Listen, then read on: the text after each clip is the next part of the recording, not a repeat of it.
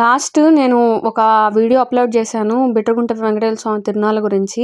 దానిలో 5 రోజులు ఉత్సవాలని చెప్పాను. లేదు ఈసారి మాత్రం ఈ సంవత్సరం ప్రత్యేకంగా 11 రోజులు జరుగుతాయంటండి. అవి పూర్తి డీటెయిల్స్ ఇద్దామని చెప్పి మీ ముందుకొచ్చాను.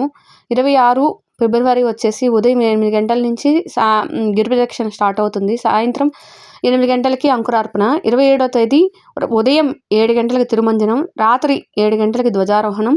28వ తేదీ ఉదయం 8 గంటలకి చందనాలంకారం, రాత్రి 9 గంటలకి హనుమంత సేవ. 1వ తేదీ ఉదయం 9 గంటలకి మోహిని ఉత్సవం, రాత్రి 9 గంటలకి గరుడ సేవ. 2వ తేదీ ఉదయం 6 గంటల నుంచి మొక్కుబడులు జరుగుతాయి, రాత్రి 9 గంటలప్పుడు గజవాహన సేవ జరుగుతుంది. 3వ తేదీ ఉదయం 8 గంటల నుంచి రాత్రి 7:30 వరకు చంద్రగ్రహణం వలన మన గుడి క్లోజ్ చేసేసి ఉంటారు. రాత్రి 8:30 అప్పుడు మాత్రం కళ్యాణోత్సవం జరుగుతుంది. 4వ తేదీ ఉదయం 9 గంటలకి రథోత్సవం, రాత్రి 7 గంటలకి తెప్పోత్సవం. 5వ తేదీ ఉదయం 9 గంటలకి సూర్యప్రభ, రాత్రి 9 గంటలకి చంద్రప్రభ. 6వ తేదీ ఉదయం 9 గంటలప్పుడు కల్పవృక్ష వాహనం, రాత్రి 9 గంటలకి అశ్వవాహనం. 7వ తేదీ 9 గంటలప్పుడు ఉదయం 9 గంటలకి చక్రవాహనం, చక్ర స్నానం చేస్తారండి. అప్పుడు కోనేట్లు ఎవరన్నా మునగదలుచుకుంటే, స్నానాలు చేయదలుచుకుంటే చేయండి. ఉదయం 9 గంటలకి స్టార్ట్ అవుతుంది.